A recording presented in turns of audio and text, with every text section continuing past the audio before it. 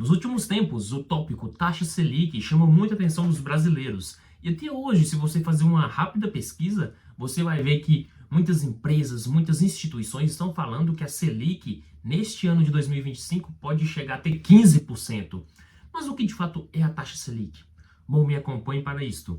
Bom, em primeiro lugar, você tem que entender que a taxa Selic é a taxa básica de juros do Brasil. Atualmente, na gravação deste vídeo, está em 12,25% ao ano. Bom, dito isso, eu vou te falar o seguinte: saber que é possível você pegar o seu dinheiro e emprestar para o governo para receber em cima desse dinheiro a taxa Selic? Isso mesmo, você pode emprestar o seu dinheiro para o governo via o Tesouro Direto. E você pode receber ao ano justamente a taxa Selic, que hoje é 12,25%. E o governo é um dos melhores clientes que você pode ter para isso. Porque no mercado financeiro nós dizemos que o risco do governo não te pagar é extremamente baixo. Porque teoricamente, caso ele não tenha caixa para ele lhe pagar quando você quiser resgatar o seu dinheiro, basicamente era somente ele imprimir mais papel moeda e com isso honrar o seu pagamento. Teoricamente falando, mas para o mercado financeiro, o governo, o risco dele não te pagar é extremamente baixo. Então, dito isso, pense o seguinte: uma instituição financeira, um banco, por que ele emprestaria dinheiro para uma pessoa jurídica, uma pessoa física, se ele pode emprestar para o governo a um belo juro, 12,25 ao ano, correndo um risco extremamente baixo?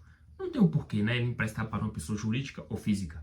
A não ser que ele seguisse um termo do mercado financeiro, a simetria. O que é a simetria?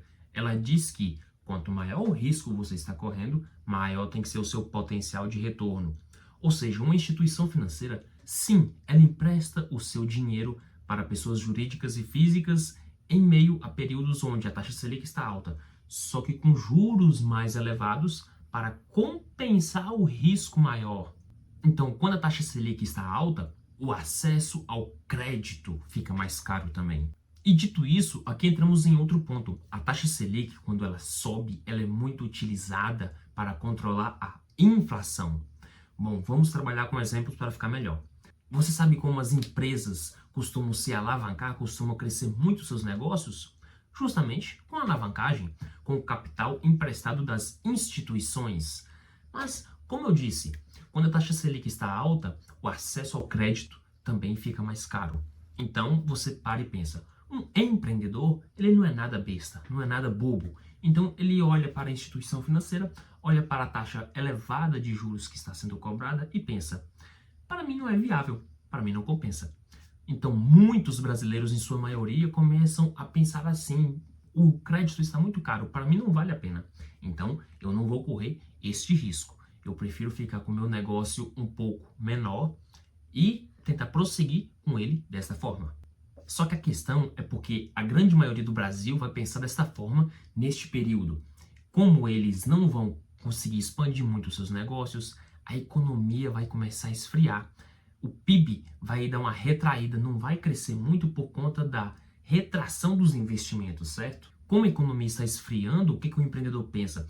Tenho que cortar custos. Tem muitas maneiras de cortar custos, mas uma muito utilizada no Brasil, infelizmente, em meio a períodos de economia fria, é qual? É você demitir um funcionário. Ao demitir o funcionário, o que acontece? A fonte de renda principal dele é cortada pela raiz. Dito isso, ele vai reduzir o seu consumo, ele vai apertar o cinto, como é de costume dizer do brasileiro. Então, dito isso, é uma ação em cadeia. A economia inteira passa a esfriar, o consumo cai. Esta queda no consumo vai tender a fazer com que a inflação seja controlada. Porque o que é a inflação? É o aumento da base monetária. O que é o aumento da base monetária? Imprimir dinheiro. Então, o efeito do aumento da base monetária é a inflação. A inflação é a perda do poder de compra.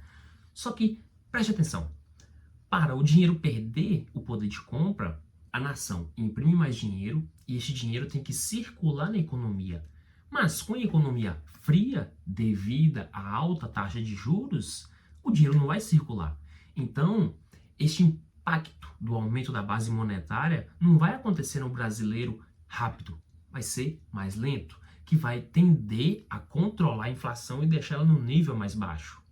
A inflação pode ser zero?